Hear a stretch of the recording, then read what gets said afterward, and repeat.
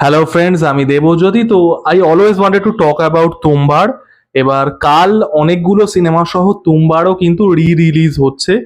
And if you hold me in a gun point, honestly speaking, if you hold me in a gun point এবং ask যে Debjyoti what is the film you would like to watch in a cinema hall, by far উত্তরটা হবে তুম্বার।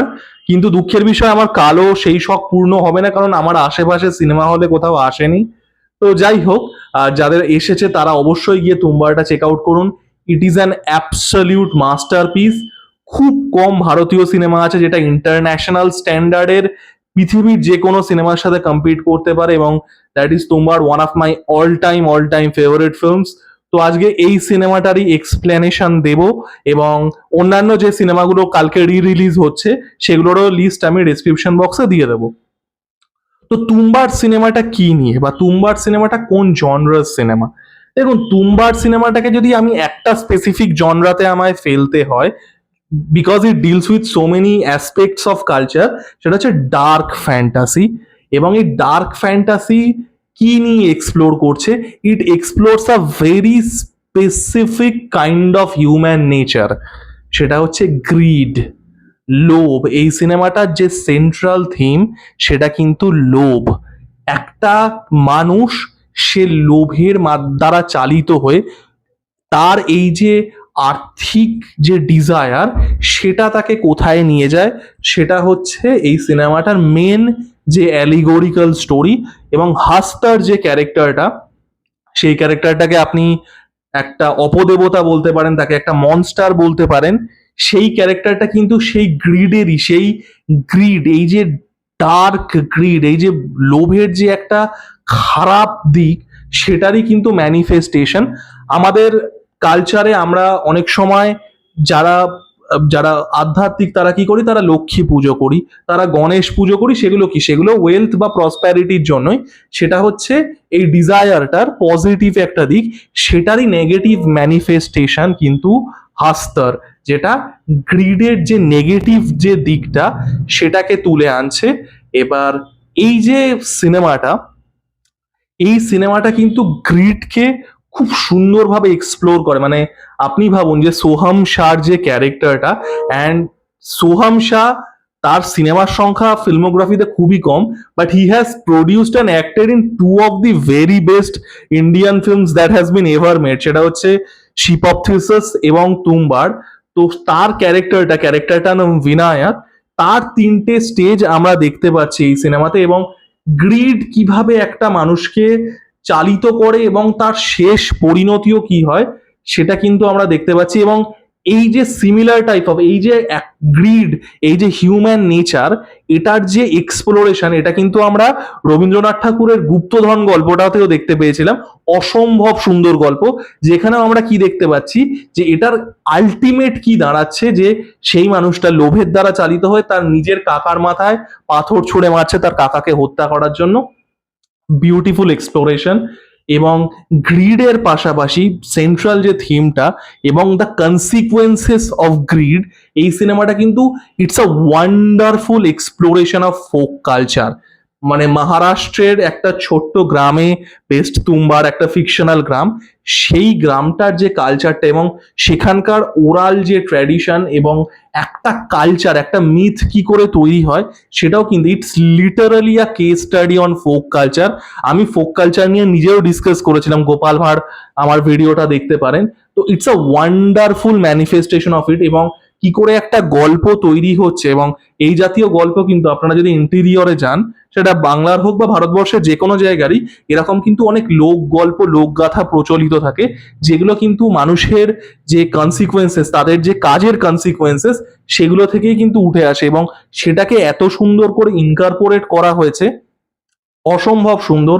এবং এই সিনেমাটাতে আরো একটা জিনিস যেটা খুবই স্পষ্ট, সেটা হচ্ছে এই সিনেমাটার যে বৈদিক ইনফ্লুয়েন্স আছে, সিনেমাটা কিন্তু ভীষণভাবে স্পিরিচুয়াল, ভীষণভাবে philosophical in a Vedic sense. কারণ বেদ, যাদের আইডিয়া আছে, বেদে কিন্তু একটা কনসেপ্ট খুব আছে, সেটা হচ্ছে মায়া। মায়া কি? মায়া হচ্ছে মেটেরিয়াল ওয়ার্ল্ড, যেটা পেছনে আমরা ছুটতে থাকি। এবার এই মায়াটা কি করে, মায়াটা আমাদের যে বৃহত্তর যে মহাজাগতিক যে সত্যটা আছে, যে আলটিমেট ট্রুথটা আছে, তার থেকে দূরে রেখে দেয়। তুম্বার কিন্তু ওই জিনিসটাকে ডিল করছে যে আমরা এই মায়াটার পিছনে ছুটছি। দেখবেন তারানাথ তান্ত্রিক গল্পেও এই থিমটা উঠে আসে, এই বৈদিক থিম অফ মায়া, যে বৃহত্তর যে জাগতিক যে সত্য, যে আলটিমেট ট্রুথ, তার থেকে কিন্তু এই যে মেটেরিয়ালিস্টিক ওয়ার্ল্ড, এটা কিন্তু আলাদা করে রাখছে। এবং এখানে বিনায়কের ক্যারেক্টারটা সে কি করছে, সে প্রচন্ডভাবে মেটেরিয়াল ড্রিভেন, সে হাসদারকে জাগাচ্ছে সোনার কয়েনের জন্য, এবং আলটিমেটলি সেটাই কিন্তু তার ডাউনফল হচ্ছে এবং তার মৃত্যুও হচ্ছে। মৃত্যুটাতে আমি আসছি। এবং আরো একটা ইন্টারেস্টিং জিনিস, যেটা আমি ফার্স্টেই বললাম, সোহাম শাহ এবং তার দুটো absolute masterpiece cinema, ship of Theseus এবং তুম্বার। শিপ অফ থিসাস নিয়ে আমি যখন ডিটেলসে এক্সপ্লেনেশন ভিডিও বানাবো, আমি তখন এই কথাগুলো আরো ডিটেলসে বলবো। দুটো সিনেমাই আপনি যদি দেখেন, it's actually flip side of two coins, sorry, flip side of one coin, two flip sides of one coin. Ship of Theseus এবং তুম্বারের মধ্যে অনেক জিনিস কিন্তু থিমেটিক লেভেলে, ফিলোসফিক্যাল লেভেলে রিপিট হচ্ছে, কারণ তুম্বার আর শিপ অফ থিসাসের যে ক্রিয়েটিভ পার্সনস, তারা কিন্তু একই। আনন্দ গান্ধী লিখছেন দুটোই, আনন্দ গান্ধী তুম্বারের রাইটার, শুধু শিপ অফ থিসাসের রাইটার এবং ডাইরেক্টর, প্রডিউস করছেন সোহাম শাহ, সেন্ট্রাল ক্যারেক্টারের সোহাম শাহ। তো দুটো সিনেমার মধ্যে থিমেটিক রিপিটিশন কিন্তু আপনারা দেখতে পাবেন। যেটা আমি প্রথমেই বললাম যে Tumbbad is a exploration of human nature on greed, সেটা কিন্তু শিপ অফ থিসাসেও আমরা দেখতে পাচ্ছি। It is also a exploration of human nature. সেটা কি, দ্য নেচার অফ আইডেন্টিটি। আমি যদি একটা জিনিসকে রিপ্লেস করতে থাকি part by part, part by part, সেটা কি আদেও সেই জিনিসটাই থাকবে না, সেই জিনিসটা পাল্টে যাবে। যে শিপ অফ থিসাসের যে প্যারাডক্সটা, সেই জিনিসটা কিন্তু ইট is also an existential question on human nature, ঠিক তুম্বারের মতনই। এবং আরো একটা দিকে আপনি জিনিসটা দেখতে পাবেন, শিপ অফ থিসাস প্রচন্ডভাবে জৈন ফিলোসফি ইন্সপায়ার্ড। আমি যখন এক্সপ্লেন করবো, আমি ডিটেলসে আরো বলবো। শিপ অফ থিসাস যখন এক্সপ্লেন করবো, it is very much influenced by Jain philosophy. এবং সেখানে আপনি যদি দেখেন জৈন ফিলোসফি যেগুলো আছে, যে অহিংসা, কোনো জিনিসের প্রতি, কোনো মেটেরিয়াল জিনিসের প্রতি অ্যাটাচমেন্ট না থাকা, সেই থিমগুলো আমরা দেখেছিলাম। বিশেষ করে মানে যে ঋষি যে ব্যক্তিটি আছেন, তার যে সেগমেন্টটাতে, সেটাতে তো আমরা দেখেইছিলাম। এটারই উল্টো সাইড আমরা দেখছি কি তুম্বারে। Tumbbad is the darker allegory of Jain philosophy. Jain ফিলোসফির যে পজিটিভ সাইডটা, মানে আপনি যদি ধর্মের পথে থাকেন তাহলে একটা সাইড দেখাচ্ছে, আপনি যদি এগুলোর এগেনস্টে যান সেটার কিন্তু এক্সপ্লোরেশন আমরা দেখছি তুম্বারে, যেখানে একজন ব্যক্তি she is driven by materialistic good. সে কি করছে, সে বারবার করে তার গ্রিডে পা দিচ্ছে, সে সেই পার্ট, সেই এই যে তার গ্রিড, সেই ম্যানিফেস্টেশনটা কি হয়ে আসছে, আস্থার রূপে উঠে আসছে, একটা মনস্টার, একজন অপদেবতা। এবং সে কিন্তু ক্রমশ, এবং সেটার জন্যই কিন্তু আলটিমেটলি তার মৃত্যু হচ্ছে। এবং এই সিনেমাটা আরো খুব সুন্দর করে, সিনেমাটা 1918 থেকে 1947-এর মধ্যে ডিল করছে, কলোনিয়াল এরা। এবং আরো একটা খুব সুন্দর যে জিনিসটা ডিল করে on a subtle level, on a subtext level, সেটা হচ্ছে পেট্রিয়ার্কি। আপনি যদি বিনায়কের ক্যারেক্টারটা দেখেন, বিনায়কের ক্যারেক্টার, তার ক্যারেক্টারটা কিন্তু ফান্ডামেন্টালি ফ্লড ওই গ্রিডের জন্য, ওই মেটেরিয়ালিস্টিক গোলের জন্য। এবং এখানে আপনি যদি মহিলা ক্যারেক্টারগুলো দেখেন, they are the voice of reason. এবং কি দেখা যাচ্ছে, যে এই পুরুষের অ্যাকশনের জন্য কোথাও গিয়ে মহিলাদেরকে কিন্তু সাফার করতে হচ্ছে। তো এটা কিন্তু খুব subtle level, on a subtext level, it is also a portrayal of patriarchy in our society, যেটা আমরা এই সিনেমাটা যখন আলোচনা করি তখন কিন্তু অতটা উঠে আসে না। এবং লাস্ট যে জিনিসটা আমার সিনেমাটা সুন্দর লাগে, সেটা হচ্ছে the redemption of the character of Vinayak. দেখুন, একটা ভালো সিনেমার, একটা গ্রেট সিনেমা, একটা গুড আর একটা গ্রেট সিনেমার মধ্যে এই জিনিসগুলোই পার্থক্যটা তৈরি করে। তুম্বার সিনেমাটা আপনি যদি দেখেন, it tells a full circle. বিনায়কের ক্যারেক্টারটা আমরা ছোট থেকে কি দেখে আসছি, সেই ক্যারেক্টারটা প্রচন্ড পরিমাণে মেটেরিয়ালিস্টিক, সেই ক্যারেক্টারটা প্রচন্ড পরিমাণে সে কি করছে, সে হাসদারকে জাগাচ্ছে সোনার কয়েনের জন্য। লাস্টে গিয়ে আমরা কি দেখতে পাচ্ছি, সে এবং সে যখন তার বয়স হয়ে গেছে খানিকটা, এবং সে আর তার ছেলে লাস্ট একবার হাসদারকে জাগাতে যাচ্ছে, যাতে অনেকটা সোনার কয়েন একসাথে পায়। এবং সেখানে গিয়ে কি হচ্ছে, তাদের যে প্ল্যানটা ছিল ওই আটার ইয়েটা তৈরি করে, সেটা কিন্তু ব্যাকফায়ার করছে। এবং সেখানে গিয়ে বিনায়ক কিন্তু নিজেকে স্যাক্রিফাইস করছে for the sake of his son. এই সিনেমাটা কিন্তু বিনায়কের ক্যারেক্টার থ্রু অ্যান্ড থ্রু তাকে ফ্লড দেখানো হয়েছে, এটা কিন্তু বিনায়কের ক্যারেক্টারটাকে, সোহাম শাহর ক্যারেক্টারটাকে কিন্তু এই সিনেমাটা রিডেমশনও দেয়, এবং এটাই কিন্তু একটা ভালো সিনেমা, একটা গ্রেট সিনেমার পার্থক্য।